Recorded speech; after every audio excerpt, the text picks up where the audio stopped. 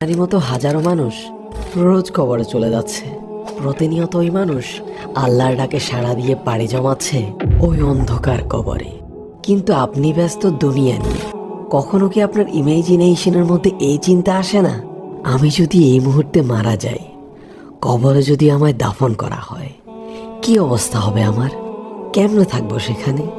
না থাকবে আলো বাতাস, না থাকবে নরম বিছানা, সেই স্যাঁতস্যাঁতে মাটিতেই শুয়ে থাকতে হবে, যেখানে সাপ বিচ্ছু পোকামাকড়ের রাস্তা না।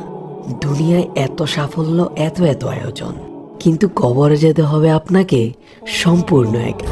সাথে যাবে না কেউই। সে কবরের জগতের জন্য কিছুই তো করা হলো না। দুনিয়া যা কিছুই রেখে যাবেন, সবই আপনার আগামী প্রজন্মরা ভাগ করে নিবে। কিন্তু কবরের সে মর্মান্তিক সিচুয়েশনের সাথে কি তারা হবে? না, কখনো না। একদিন এভাবে করতে করতেই দুনিয়া আপনাকে ডুবিয়ে দিবে।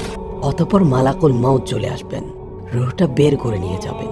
শত চেষ্টা করলেও সেদিন সে মৃত্যুর মুখ থেকে ফিরে আসা যাবে না। কেমন হবে সে মুহূর্ত?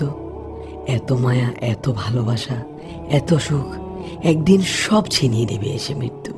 দুনিয়ার সকল মায়ামোহ ছেড়ে আপনাকে চলে যেতে হবে।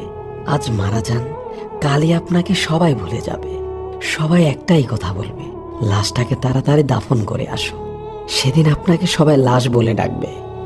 যতই বড় মানুষ হন, যতই সেলিব্রিটি হন, সেদিন মৃত্যুর পর পরিচয় হবে কেবল একটাই, লাশ। আল্লাহ তাআলা আমাদের সকলকে সঠিক বুঝ দান করুন, আমিন। আপনারা যারা ইসলামিক ভিডিও দেখতে পছন্দ করেন, তারাই ইউটিউব চ্যানেলটি সাবস্ক্রাইব করে রাখুন।